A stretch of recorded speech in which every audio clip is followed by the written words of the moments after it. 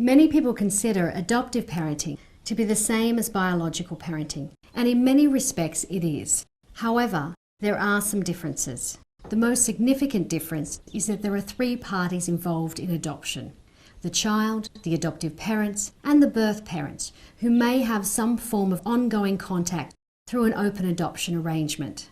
Open adoption allows the child, the adoptive parents, and the birth parents to share information about one another and the circumstances of the adoption. In some instances, it will involve contact with one another. Open adoption is beneficial to a child's well-being and best interests and helps them build a positive self-image. Actors have been used in this video to protect the privacy of the birth parents and the adopted children. However, the story is based on actual families' experiences.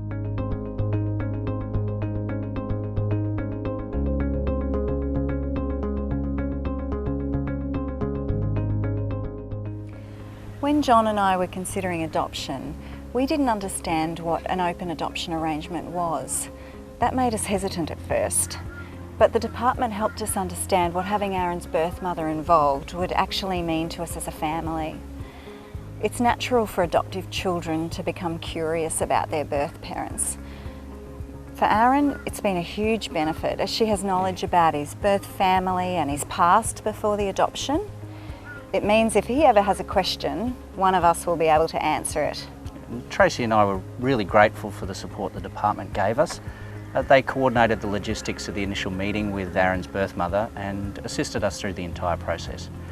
We had previously established contact through the adoption mailbox service, which allows adoptive parents, birth parents and children to send letters, cards, drawings, small gifts to one another without identifying details being revealed.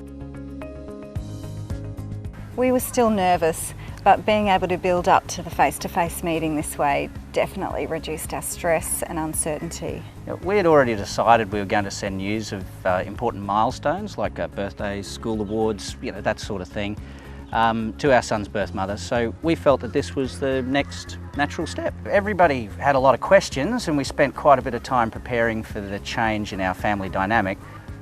There have definitely been challenges. We were aware of and sensitive to the birth mother's feelings and her personal circumstances. I guess it's really about managing expectations and realities, but we all navigated it together relatively painlessly.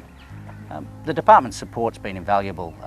They helped coordinate the initial meeting and provided opportunities for debriefing, which really helped us process what we were feeling.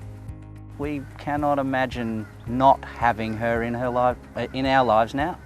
The only advice we would have for potential adoptive parents is to make sure that you're psychologically ready for the experience, its challenges and difficulties. We're arranging for him to now meet his birth brother, which Aaron's very excited about. This is something that would have been much harder without his birth mother being involved.